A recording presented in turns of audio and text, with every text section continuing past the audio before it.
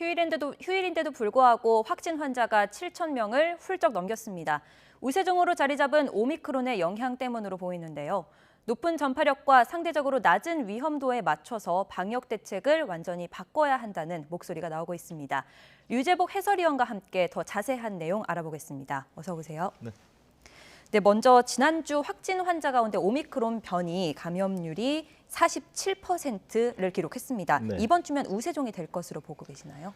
지난해 12월 1일에 우리나라에서 이제 첫 번째 오미크론 환자가 나왔고요. 그리고 나서 12월 4주차까지는 2% 정도에 머물렀습니다. 그런데 그 후로 주마다 2배 이상씩 늘어났죠. 그래서 1.8%에서 다음 주에 4%, 13%, 뭐 27%, 지난주 주 후반에 47%. 그러니까 매주 월요일 오후에 주간 오미크론 점유율을 발표를 하는데요. 아마 내일 발표 때는 50%를 넘어서 우세종으로 자리 잡을 가능성이 매우 높다고 보입니다. 그러면 오미크론이 우세종으로 자리 잡았을 때 상황이 좀 어떻게 될 걸로 보시나요? 지금 오미크론의 이제 전파력이 굉장히 큰 것으로 알려져 있죠. 그래서 기초 감염 재생산 지수라는 게 있는데요. 감염 재생산 지수라는 게 이제 한 명이 몇 명에게 코로나19를 전파할 것이냐 이건데 지금 그 오미크론의 기초 감염 재생산 지수가 5에서 9 정도로 봅니다. 한 사람이 5명에서 9명을 감염시킬 수 있다 이 정도인데요. 이것이 아마 델타 유행의 초기 정도. 그러니까 델타가 처음 나왔을 때는 다른 그 전에 있었던 몇 가지 변이보다도 훨씬 더 전파력이 빠르지 않았습니까?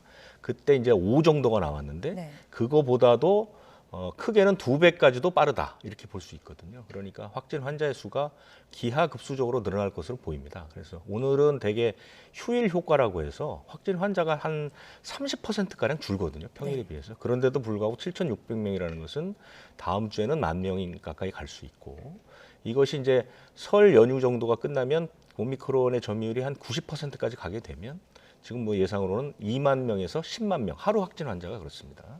2만 명에서 10만 명까지 갈 가능성이 있다. 이런 예측들이 있습니다.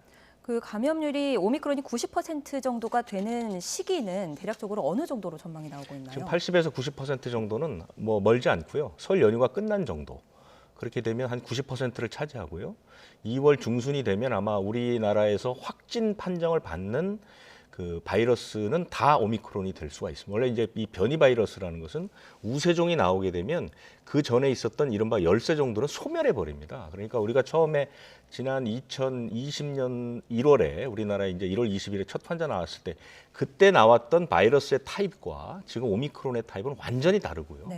특히 전파력만 놓고 보면 수십 배 전파력이 빠르다고 볼 수 있거든요. 그렇기 때문에 우세종이 열세종을 완전히 멸망을 시키고 우세종만으로 이제 그 확진 환자가 가기 때문에 환자의 수가 크게 늘어날 수 있다는 얘기입니다. 네, 이에 대비해서 정부가 26일부터 확산세가 빠른 4개 지역에 대해서 먼저 대응 단계로 전환하겠다는 방침을 세웠는데요. 또 어떤 내용으로 또 어떤 기준으로 지역이 선택된 건지도 설명 이 부분이 부탁드립니다. 조금 그 방역 당국에서는 오미크론의 우세종으로 이제 되는 것을 26일로 보고 있거든요. 그런데 지금 오늘 나오는 걸로 봐서는 아마 빠르면 내일이라도 우세종 선언을 할 것 같아요. 그리고 이제 지금 조금 전에 얘기하신 4개 지역이라는 게 광주 전남 지역. 지금 광주 전남 지역은 오미크론 그 검출률이 한 80%쯤 됩니다. 원래 이제 최초에 우리나라에 들어왔던 오미크론이 가장 많이 번졌던 곳이 이제 광주 전남 지역이고요. 그다음에 이제 경기도 평택하고 안성인데 이곳은 주한미군이 있습니다. 일본과 우리나라가 이 주한미군의 발병률이 굉장히 높습니다. 특히 일본은 지금 이제 다시 한번 유행기에 접어들었는데 거기에 원인이 주한미군으로 이제 지목이 될 정도였고요. 우리나라에서도 지금 거의 몇천 명이 그 주한미군에서 이제 양성 판정을 받고 있거든요. 근데 주한미군이 부대 내에만 주둔하는 것이 아니라 이제 주변 지역을 돌아다니기 때문에 아마 이제 이 4지역을 26일부터 대응 단계, 그러니까 대비 단계가 있고 대응 단계가 있는데요. 이 대응 단계로 지정을 해서 아마 이제 시범적으로 오미크론 대응 방역 대책을 이제 하겠다는 그런 얘기가 되는데 어떤 가장 중요한 건 뭐냐면 우리가 지금은 의심 환자가 되거나 뭐 임시 선별 검사소를 가면 다 PCR 검사를 다 하잖아요. 그런데 이 PCR 검사의 대응 역량이 아무리 우리가 늘려도 하루에 85만 명 정도 이상은 어렵습니다. 그런데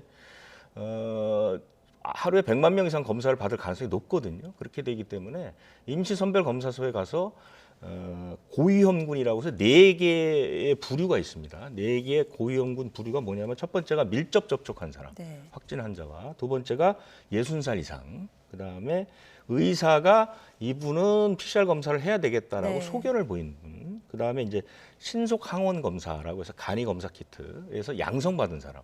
요 4부류의 사람은 PCR 검사를 받을 수 있지만 나머지 사람들은 전부 이른바 신속 항원 검사, 간이 검사로 검사를 하겠다는 것이죠. 이래서 검사 양을 좀 늘리게 되는 것이고요. 그다음에 음성 확인서라는 거 있지 않습니까? 방역 패스로 활용하는 음성 확인서를 지금까지는 PCR 검사 때 받아야만 음성 확인서를 받았는데 앞으로는 네. 신속 항원 검사를 받아도 음성 확인서를 떼줄 수가 있는데 그 기한이 지금까지는 48시간인데 24시간 하루로 줄어드는 것이죠. 그게 달라지는 것이고 그다음에 백신을 다 맞은 분들의 격리 기간이 현재 10일에서 7일로 줍니다. 그러니까 중증으로 가는 것만 막는 데 의료에 집중하는 것이고 나머지 부분들은 대개 조금 더 간소화해서 혹시라도 그 코로나19에 감염이 됐더라도 사회생활의 장애를 최소화하는 방향으로 그런 방향으로 일단 4개 지역에 시범 실시를 하겠다. 그리고 이제 전체적으로 확진되는 양상을 보면서 전국적으로 확대하겠다. 그런 결정이 내려진 겁니다. 전국적으로 확대될 가능성도 좀 크다고 보시나요? 저는 뭐 현재 그것은 상황으로서는요? 시간의 문제일 뿐이고요. 아까 말씀드린 것처럼 설 연휴가 끝나면 전체 확진의 80에서 90%가 오미크론으로 대체되기 때문에 설 연휴가 끝난 후에는 아마 전국적으로 확대될 가능성이 매우 높다 봅니다. 그리고 정부가 애초에 하루 확진 7천 명을 기준으로 아까 말씀하신 대비 단계, 대응 단계를 나눴다가 조금 수정하기도 하는 등 혼선이 있었는데요. 먼저 이 혼선이 일어났던 배경이 어떤 게 있었을까요? 그러니까 그 오미크론 대비 단계와 대응 단계 이렇게 두 가지를 나눴거든요. 그러니까 대비 단계라는 건 현재의 대응 체제를 유지하면서 검사량을 지속적으로 좀 늘리는. 그래서 그것을 대개 이제 하루에 한 5천 명 정도까지를 구분을 했고 그 다음에 이제 하루에 7천 명 정도가 나오면 그 순간부터 이제 우세종이라는 게 전체 그 감염된 변이 바이러스의 50% 이상을 차지하면 우세종인데 네. 이거와 관계없이 7천 명 넘으면 무조건 대응 단계로 가겠다고 처음에 발표를 했거든요. 네. 근데 이게 이제 또 말을 바꾼 겁니다. 며칠 지난 뒤에 전체적으로 좀 봐야 된다. 이렇게 이제 얘기를 바꿨는데 더 이제 조금 문제가 되는 것은 이 7천 명이라는 게 그럼 과연 무슨 기준이냐? 네. 무슨 과학적 기준이 있느냐? 없습니다. 그러니까 7천 명이라는 게 어떤 의미가 있는 숫자가 아니라 정부에서도 정부에서 발표한... 그냥 정한 숫자입니다. 네. 그렇기 때문에 그러면 7천 명이고 7,001명대와 6,999명이 무슨 의미가 차이가 있느냐. 지금 확진 환자의 수를 가지고 코로나19의 상황을 평가하는 것은 이전의 상황입니다. 지금 오미크론이 이제 우세종이 되는 그런 상황에서는 확진 환자의 수에 집중을 하게 되면 다른 것들을 하기가 굉장히 어렵거든요. 그때는 위중증 환자, 사망자, 재택 치료자, 입원율 이런 것들을 주로 봐야 되는데 네. 정부가 그렇게 하겠다고 발표해놓고 스스로가 자꾸 그 환자 수에 아직도 집착하는 모습을 보이기 때문에 국민들은 불안할 수밖에 없죠. 당장 오늘만 해도 어제만 해도 7천 명을 넘기지 않았습니까? 네. 그러면 정부의 당초 발표대로 보면 이미 대응 단계에 들어가서 제가 조금 전에 말씀드렸던 4개 도시에 적용하는 그런 단계 이 대응들이 나왔어야 되는데 지금 하나도 준비가 돼 있지 않거든요. 준비가 안 돼 있습니다. 그럼 정부에서 7천 명에 대한 기준이 어떤 이유냐라고 물었을 때 대답을 한 것이 있었나요? 그러니까 정부에서는 그것도 과학적 기준이 없다라고 얘기를 했죠. 그렇기 때문에 지금 국민들에게 오히려 이게 안정감을 주지 못하고 자꾸 혼란만 붙이고 있다 이런 비판을 받는 것이죠. 그런데 정부에서는 어쨌든 이 대비와 대응 단계를 구분해서 완전히 다른 의료 대응 체계를 가겠다고 얘기를 했고 그 방향 자체는 맞다고 봅니다. 왜냐하면 오미크론이라는 것이 변이라는 것이 어쨌든 전파력은 강하지만 위험도는 낮기 때문에 네. 이런 의료계라든가 우리가 일상생활을 하는 데 있어서 저 숫자에 자꾸 근거를 하게 되고 하루에 10,000명이 나오면 10,000명과 그 사람들이 이제 재택 그 자가격리를 7일 동안 하거나 열흘 정도를 하게 되면 하루에 10,000명이면 식구까지 합쳐서 하루에 한 3만 명 정도가 사회생활을 못 하게 되는 것이고 그것이 열흘 가면 30만 명이 꼼짝 못 한다는 것이고 의료 대응 체계도 거기에 맞춰서 움직여야 되기 때문에 사실은 가는 방향 자체는 맞는데 자꾸 기준 같은 게 왔다 갔다 하니까 국민들은 혼란을 준다는 것이죠. 네, 말씀하셨듯이 숫자도 중요하지만 중증 억제가 중요하다고 말씀하셨는데요. 이를 해결하기 위해서 경구용 치료제, 먹는 치료제가 도입이 네. 됐습니다. 처방 인원이 너무 적다 이런 지적이 이어지니까 정부가 이번에는 처방 기준을 바꿨죠. 그러니까 그 이제 지난 13일에 2만 1,000명분 들어왔거든요. 우리가 계약한 것은 100만 명분이 좀 넘고요. 처음에 2만 1,000명분이 들어왔을 때 이제 많은 사람들이 아니 이거 갖고 되겠느냐 이렇게 걱정을 했었는데 정부에서는 이제 하루에 한 1,000명 정도한테 처방을 하겠다.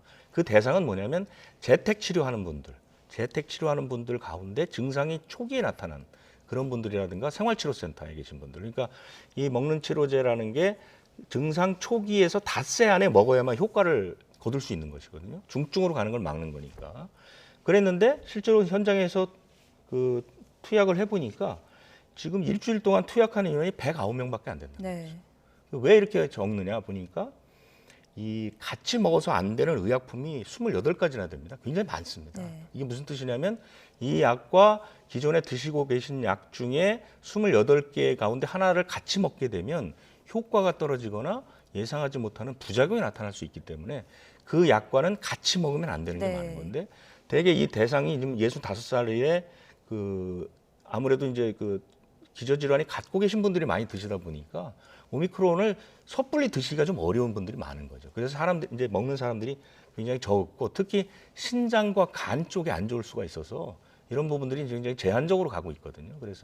그래서 치료제를 좀 더 많이 투약하기 위해서 연령을 60살로 낮췄고 그다음에 이제 그 투약하는 그 대상도 뭐 노인용 요양시설이라든가 요양병원 그다음에 이제 감염병 전담병원 이런 곳에서도 쓸 수 있도록 원래는 2만 1,000명분을 하루에 1,000명씩 투약을 해서 21일 정도를 쓰려고 했거든요. 1월 말에 한 10,000명분이 또 들어옵니다. 그래서 그렇게 되면 전체적으로 우리가 이제 확진된 분 가운데 지금 이제 하루에 뭐 10,000명이 확진되더라도 60세 이상의 비율이 10% 미만이기 때문에 하루에 1,000명을 놓으면 한 달 이상을 이제 이 약을 줄 수 있는 것이거든요. 이런 식으로 계획이 됐었는데 지금 계획이 많이 어그러졌고 그래서 이제 대상 자체를 좀 늘리고 있는 상황이다 이렇게 보시면 되겠습니다. 네, 그러면 해외 입국 상황도 좀 한번 살펴보고 싶은데요. 외국에서 입국한 뒤에 확진 판정을 받는 사례가 하루 수백 명에 이르고 있습니다. 대부분이 오미크론 변이 감염자라고요. 그렇습니다. 오늘도 좀 보면은 해외 유입된 확진 환자가 287명, 대개 현재 한 300명 안팎이 매일매일 나오거든요. 이것이 불과 한두 달 전만 해도 하루에 10명에서 20명밖에 되지 않았는데요. 그런데 더 큰 문제는 뭐냐면 이 확진받은 분들의 거의 99%가 오미크론 변이에 확진되신 분들입니다. 아무래도 전 세계적으로 오미크론이 지금 창궐기에 있기 때문에 그런데요. 그래서 강화 방안이 계속 나오고 있는데 이번에 새로 생긴 것은 격리 면제서라는 게 있지 않습니까? 들어와서 격리가 면제될 수 있는 뭐 긴급한 일을 한다거나 이런 공무를 보는 분들 이런 분들의 유예 기간을 한 달에서 14일로 줄여버렸습니다. 그리고 격리 면제되신 분들은 들어와서 3차례 정도, 3번 정도 그 PCR 검사를 받았거든요. 네. 근데 PCR도 받고 또 그 신속 항원 검사 2번을 더 받도록, 그러니까 검사를 자주 받도록 그렇게 했고요. 그 다음에 그 입국하시는 분들이 사전에 PCR 검사서라는 음성 확인서라는 거 내지 않습니까? 네. 이것도 72시간 거를 48시간. 이것은 왜냐하면 오미크론의 초기 전파력이 굉장히 높습니다. 그래서 다른 변이 바이러스보다 하루 이틀 사이에 전파할 수 있는 그런 그 가능성이 높기 때문에 음성 확인서도 48시간 이틀 이전 걸로 좀 줄이고 네. 이런 방식으로 해서 아무래도 외국에서 들어오는 오미크론 변이를 좀 막으려는 그런 노력들을 좀 강화하고 있습니다. 네, 그러면 마지막으로 코로나19가 낳은 비극 가운데 돌아가신 분의 장례 문제가 있었습니다. 계속 언급됐었는데 정부가 선화장 후 장례 방침을 바꿨습니다. 어떤 이유에서 바꾼 걸까요? 그러니까 지금 그 가장 그 많은 그 민원 가운데 하나가 이제 코로나19로 돌아가셨는데 이 돌아가신 분의 장례를 치를 수가 없는 것이죠. 왜냐하면 규정을 그렇게 만들어놨기 네. 때문에 그렇습니다. 그리고 그분들은 코로나19에 감염됐을 때부터도 요양시설이나 병원의 면회금지 조치 때문에 식구들이, 유족들이 그분을 돌아가실 때까지 뵙지를 못하는 네. 것이죠. 이게 너무나도 슬프다. 왜 그러냐면 지난해 2월에 장례관리 지침이라는 걸 냈습니다. 거기서 코로나19로 돌아가신 분들은 모두 우선 화장을 하고 나중에 장례를 해야 된다는 지침을 내렸는데 실제로 그것이 전 세계적으로도 처음에는 그런 식으로 권유를 했습니다. 세계보건기구도 왜냐하면 돌아가신 분으로부터의 전파 위험 때문에 그랬는데 세계보건기구가 가이드라인을 바꿨습니다. 바꾼 지가 한참 됐습니다. 뭐냐면 시신으로부터 감염 전파될 가능성은 없다라고 네. 이제 지침을 내렸는데 우리나라는 그걸 계속해서 유지를 하는 것이죠. 다른 나라들은 이미 지침이 다 바뀌어서 네. 우선 장례를 치르고 화장을 하거나 해도 아무 문제가 없는데 우리나라만 계속해서 선화장 후 장례 지침을 유지하다가 이번에 바꾼 겁니다. 이번에 바뀌게 된 건데 이번에 질병청에서 최근에 보니까 돌아가신 분에서 바이러스가 남아 있지만 이것은 남에게 감염을 전파시키는 살아있는 바이러스가 아니다라는 결론을 내려서 이번에 지침이 바뀌어서 선장례 후 화장 이렇게 지침이 바뀌었기 때문에 앞으로는 돌아가신 그렇다고 해서 뭐 가까이서 뭐 서로 이렇게 접촉할 수 있는 것은 아니지만 어쨌든 돌아가시는 순간을 지킬 수 있도록 그리고 다음에 이제 장례를 어느 정도 치를 수 있도록 지침은 바뀌었고요. 세부 방법은 현재 이제 연구 중인데요. 조만간에 나올 것으로 보입니다. 네, 말씀해 주신 대로 일관되고 또 적절한 시기에 바뀌는 정책 기조가 중요할 것으로 보입니다. 지금까지 류재복 해설위원과 함께 코로나19 상황 짚어봤습니다. 고맙습니다.